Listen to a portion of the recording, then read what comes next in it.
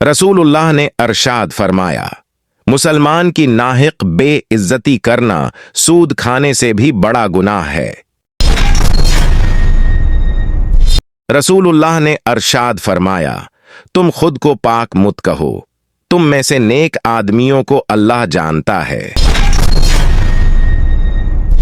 रसूलुल्लाह ने अरशाद फरमाया, जो शख्स दुनिया में दोगलापन इख्तियार करेगा तो क़यामत के दिन उसके मुंह में आग की 2 ज़बानें होंगी। रसूलुल्लाह ने अरशाद फरमाया, इस शख्स के लिए हलाकत व बर्बादी है जो झूठी बातें बनाकर दूसरों को हंसाए।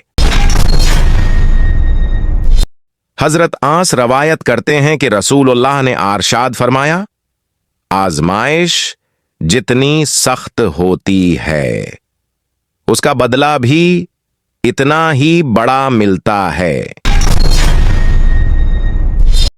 रसूलुल्लाह ने फरमाया, लोगों में से अल्लाह को सबसे ज्यादा नापसंदीदा सख्त झगड़ालो किस्म के लोग हैं। रसूलुल्लाह ने इरशाद फरमाया, अपनी तारीफ पसंद करना आदमी को इंधा बहरा कर देता है। रसूलुल्लाह ने इरशाद फरमाया, रिश्तादारी काटने वाला जन्नत में नहीं जा सकता। रसूलुल्लाह ने इरशाद फरमाया, मोमिन का मरज उसकी खुताओं का किफारा होता है। रसूलुल्लाह ने इरशाद फरमाया, जो दर्जा खामोशी की वजह से इंसानों को मिलता है वो 60 बरस की नफल इबादत से बेहतर है।